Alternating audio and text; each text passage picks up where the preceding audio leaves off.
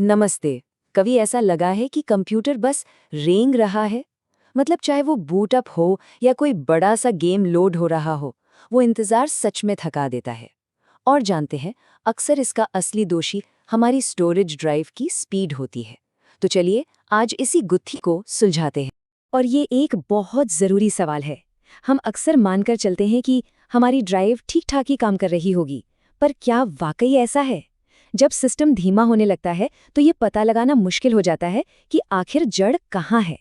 कहीं ये स्टोरेज की परफॉर्मेंस तो नहीं? आज के इस विश्लेषण में हम इन्हीं सब बातों पर गौर करेंगे। ड्राइव की स्पीड के महत्व से शुरू करके क्रिस्टल डिस्क मार्क को समझेंगे और देखेंगे कि कैसे इसका इस्तेमाल करके हम अपने सिस्टम को और बेहतर ढंग से जान सकते हैं। तो चलिए सीधे मुद्दे पर आते हैं।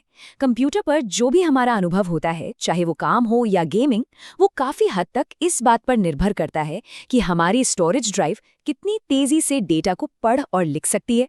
ये जो फ्रस्ट्रेशन है ना, ये हम सब ने कभी ना कभी महसूस की है, लेकिन सिर्फ अंदाजा लगाने से तो बात नहीं बनेगी। क्या कोई ऐसा तरीका है जिससे हम असल में माप सकें और पता लगा सकें कि ड्राइव वाकई में धीमी है या नहीं? यहीं पर एक अच्छे टूल की जरूरत पड़ती है।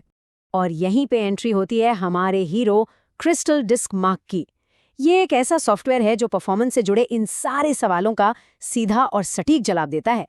तो आखिर ये क्रिस्टल डिस्क मार्क है क्या चीज? देखिए, आसान शब्दों में कहें तो ये एक प्रोग्राम है जो आपकी ड्राइव का एक तरह से स्पीड टेस्ट करता है। ये बताता है कि वो कितनी तेजी से डेटा पढ़ और लिख सकती है। सबसे अच्छी बात, ये पूरी तरह से मुफ्त और ओपन सोर्स है, जिसे क्रिस्टल ड्यू वर्ल्ड ने बनाया है। अब देखिए, इस स्लाइड में जो बात सबसे कमाल की है वो है इसकी पहुंच। ये पूरी तरह से फ्री है, विंडोज के लगभग हर वर्जन पर चल जाता है और आपकी पुरानी हार्ड ड्राइव से लेकर लेटेस्ट NVMe, SSDs और यहाँ तक कि USB ड्राइव्स तक सबको सपोर्ट करता है। हाँ, यहाँ पर एक बहुत कॉमन कंफ्यूजन को दूर करना जरूरी है। क्रिस्टल डिस्क मार्क और क्रिस्टल डिस्क इन्फो ये दो अलग अलग टूल हैं। याद रखिए, मार्क आपकी ड्राइव की परफॉर्मेंस यानी स्पीड मापता है, जबकि इन्फो उसकी सेहत मतलब उसकी हेल्थ की जानकारी देता है, जैसे कि उसका टेम्परेचर कितना है या उसकी कंडीशन कैसी है। ठीक है, तो अब पता चल गया है कि ये क्या है। चलिए अब देखते हैं कि इसे इस्तेमाल करना कितना आसान है। यकीन मानिए, ये बहुत ही सीधा और सरल है। बस ये 4 सिंपल से स्टेप्स हैं। ऑफिशियल वेबसाइट से डाउनलोड करिए, इंस्टॉल करिए, ऐप खोलकर अपनी ड्राइव सेलेक्ट कीजिए और वो बड़ा सा ऑल बटन दबा दीजिए। बस कुछ ही देर में सारे नतीजे स्क्रीन पर होंगे। टेस्ट तो हो गया, स्क्रीन पर कुछ नंबर भी आ गए, पर सबसे ज़रूरी सवाल तो ये है कि इन नंबरों का मतलब क्या है। चलिए इसे डिकोड करते हैं। और ये स्लाइड इसे बहुत ही शानदार तरीके से समझाती है। देखिए, सीक्वेंशियल टेस्ट बड़ी फाइलों के लिए होता है, जैसे कोई मूवी कॉपी करना। ये वैसा ही है जैसे किसी किताब को पहले पन्ने से आखिरी पन्ने तक पढ़ना। वहीं रैंडम टेस्ट असल दुनिया के इस्तेमाल जैसा है, जैसे ऑपरेटिंग सिस्टम की छोटी छोटी बिखरी हुई फाइलों को पढ़ना। ये कुछ ऐसा है जैसे किसी एनसाइक्लोपीडिया में अलग अलग टॉपिक खोजना। तो याद रखने वाली सीधी सी बात है, नतीजे MB/सेकंड में होते हैं और नंबर जितना बड़ा, परफॉर्मेंस उतनी ही बेहतर। मिसाल के तौर पर एक पुरानी हार्ड ड्राइव शायद 100-150 MB/सेकंड तक ही पहुंचेगी, जबकि एक मॉडर्न NVMe SSD हजारों MB/सेकंड की रफ्तार छू सकती है।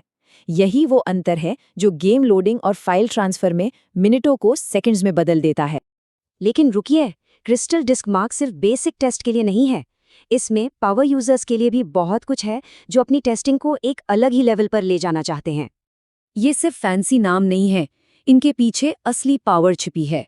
सोच कर देखिए, एक IT प्रोफेशनल कमांड लाइन का इस्तेमाल करके एक साथ दर्जनों मशीनों पर टेस्ट ऑटोमेट कर सकता है, या कोई हार्डवेयर रिव्यू करने वाला अपने हर रिव्यू में एक जैसे नतीजे पाने के लिए एक कस्टम टेस्ट प्रोफाइल बना सकता है।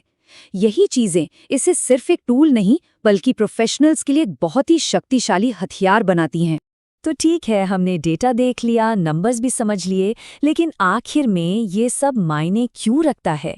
ये जानकारी हमें एक ज़्यादा जानकार और सशक्त यूज़र कैसे बनाती है? और यही है पूरी बात का निचोड़। इस जानकारी के साथ अब उन सवालों के जवाब मिल सकते हैं जो पहले सिर्फ अनुमान थे। क्या खरीदी गई नई SSD वाकई उतनी तेज है जितना कंपनी ने दावा किया था?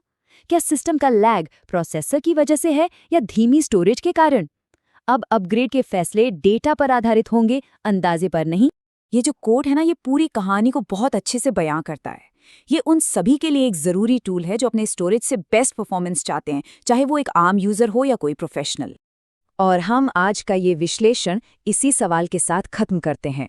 अब जब परफॉर्मेंस को मापने की शक्ति है, तो ये पता लगाने का समय आ गया है, क्या स्टोरेज सिस्टम का असली हीरो है या फिर वही है जो उसे पीछे धकेल रहा है।